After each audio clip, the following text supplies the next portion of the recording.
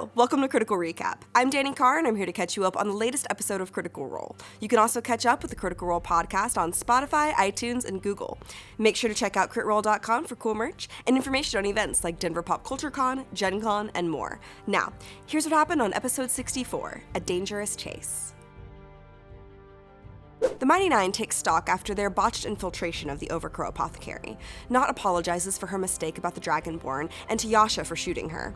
She is worried that everyone is angry with her, but Yasha tells her that everyone is thinking about the bigger picture. Jester talks to Yasha about the drow who called her Orphan Maker, and the sending spell. Yasha has no idea who he is, but tells them more about her name, which is intended to incite fear. They trick Morrow into thinking they can track her if she tells anyone what happened, and decide to go north after the drow, using the shorter route to Bazzoxan.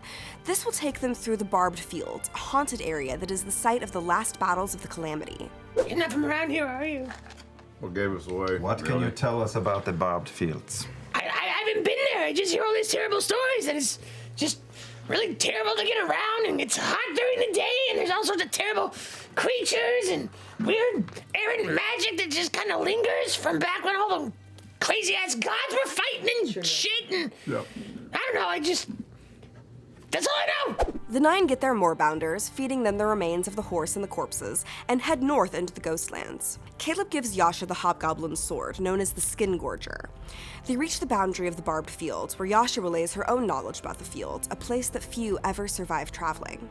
Caleb notices how damaged Bo is, and suggests they camp for the evening, claiming that he's not feeling well. In the morning, they venture into the Barbed Fields, a cracked desert-like landscape with craters and tar-like pools.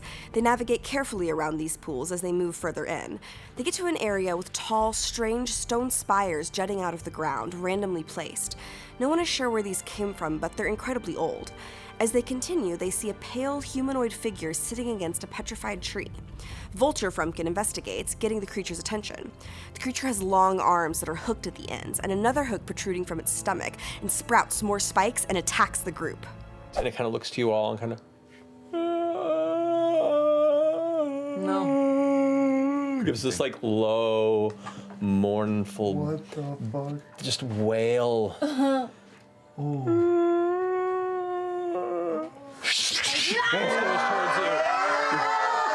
In addition to this Sorrowsworn, two others join the attack, along with a group of bats who attack Clay. The dimming light grants the creatures resistance to physical attacks, so Caleb uses his drift globe to cast daylight, nullifying the resistance. One of the creatures embraces Ford, grappling and injuring him. Bo kills one of the Lost, making sure that Yasha sees her do it. Jester kills the Sorrowsworn attacking Ford, which he thanks her for, giving her a kiss on the cheek. Another creature embraces Caleb, knocking him unconscious, as another Sorrowsworn attacks Ford. Clay heals Caleb while Bo kills the creature, saving Caleb. Jester kills the final Sorrowsworn while Ford finishes off the bats. They examine the ruins before bedding down for the evening, safe inside Caleb's dome. But first, they cast Speak with Dead on the heads of the Hobgoblin and the Dragonborn. Clay goes over the rules of Speak with Dead, and Ford disguises himself as the Drow to make sure that the Hobgoblin trusts Clay, who is disguised as the Blonde Mage.